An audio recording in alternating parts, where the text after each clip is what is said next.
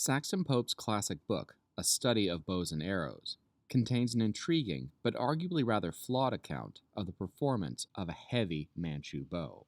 Obtained for him in the Gobi Desert by his brother, Pope described the specimen as truly a huge affair, an old war bow of the last dynasty, probably over 100 years old. It was 74 inches long, with 9-inch long ears, and the limbs were incredibly thick and wide. The string was an immense rawhide rope, the size of rope ordinarily used to lasso cattle.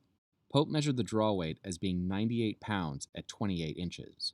Owing to its exceptional curvature and stiffness, he found the bow to be so strong that it was necessary to place the handle in a bench vise and call upon another man to assist in bracing it. When braced, no white man could pull it.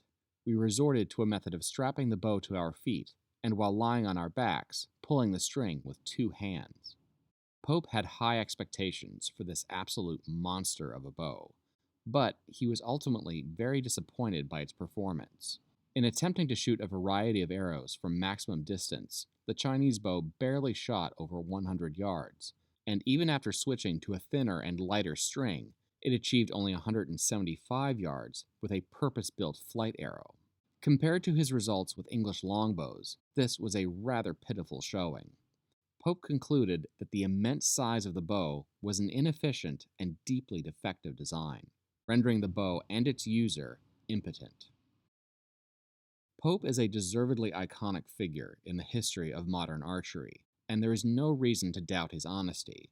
But in this case, his test results still need to be viewed with some considerable skepticism.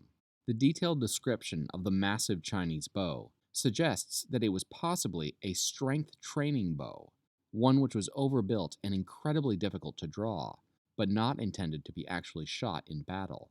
Examples of these bows can reach over 200 pounds in draw weight. Strength training in archery and other martial arts was a distinctive characteristic of the Manchu army, and soldiers could advance in rank based on their performance in such exercises. For example, one 19th century source describes an examination in which archers demonstrated how they could repeatedly pull large and extremely heavy bows, showing control and composure at all times. If Saxton Pope's Manchu bow had been originally intended for strength training, then the overbuilt design may in part explain its poor performance. But there are some other things to consider. Pope applied a generous amount of linseed oil to the elderly bow, hoping to prevent it from breaking. This may have been a wise practice for the yew self bows that he was accustomed to, but the oil probably just added unnecessary weight, further decreasing the bow's efficiency.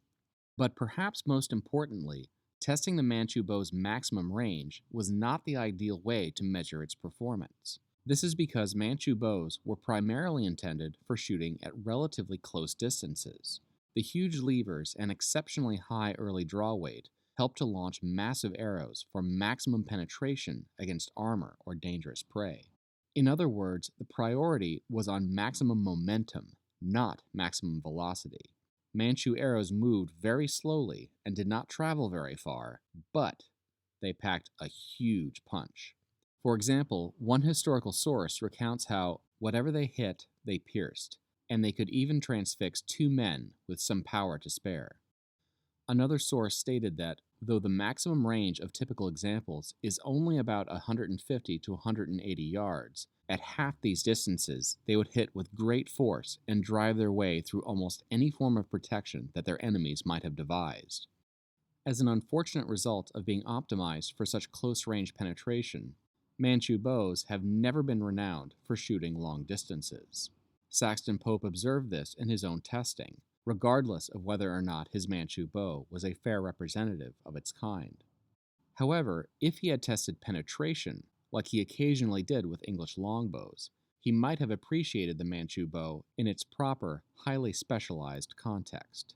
That, and a more thorough understanding of history, may have convinced him that the Manchu bow design was far from impotent.